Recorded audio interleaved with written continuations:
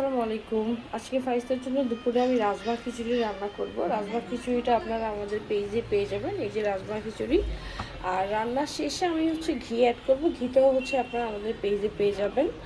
আর রাজমা খিচুড়ি রান্না করতে আমি এখানে আজকে আমার কাছে শাক অ্যাভেলেবেল আছে, যেহেতু ফাইজটার কষা বাট্টন কয়েকদিন ধরে শাক আমার বাসায় এখন কমন খাবার হয়ে গেছে।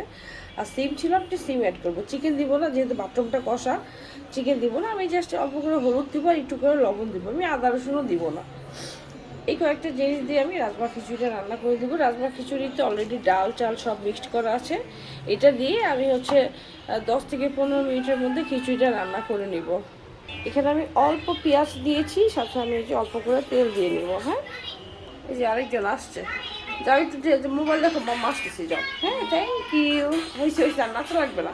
পেঁয়াজটা জাস্ট হালকা ভেজে আমি রাজমা খিচুড়িটা দিয়ে দিব, আমাদের যে রাজমা খিচুড়ি মিক্সটা আছে সেটা দিয়ে দিব।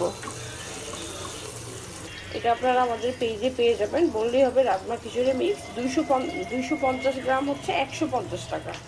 এখন আমি সবজিটা দিয়ে দিব, এই যে অল্প করে পানি দিয়ে দিচ্ছি।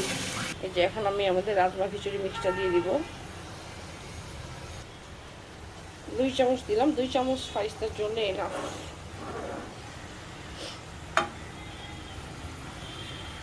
রাজমা খিচুড়িটা দেওয়ার পর সাথে সাথে এত সুন্দর একটা গ্রান আসে রাজমার, এটা আপনারা যখন রান্না করবেন তখনই বুঝবেন। এখন আমি সামান্য পরিমাণে হলুদ দিয়ে দিব। হলুদ আপনারা হলুদ চাইলে দিতে পারেন, না চাইলে নাও দিতে পারেন। এই তো আরেকজন টেবিলে উঠে সব কাপড় চোপড় ফেলে, খেলনা ফেলে কি করতেছে? পিটি দিব আম্মু। এখন এই যে লবণ দিয়ে দিব, 1 কাপের মতো পানি দিয়ে দিলাম। এই যে এখন আমি এটাকে 3 থেকে 4 মিনিটের জন্য ঢেকে দিব, একদমই লো হিটে। ওকে খাওয়াই দাও, ওকে যদি খাওয়াই দাও, তুমি তো খাও না, ওকে খাওয়াই দাও। হ্যাঁ,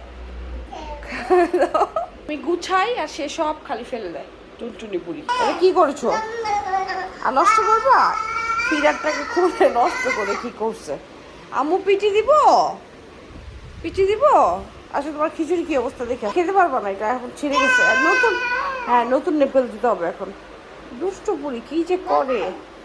মামা, এই যে তুমি ছিঁড়ে ফেলছো।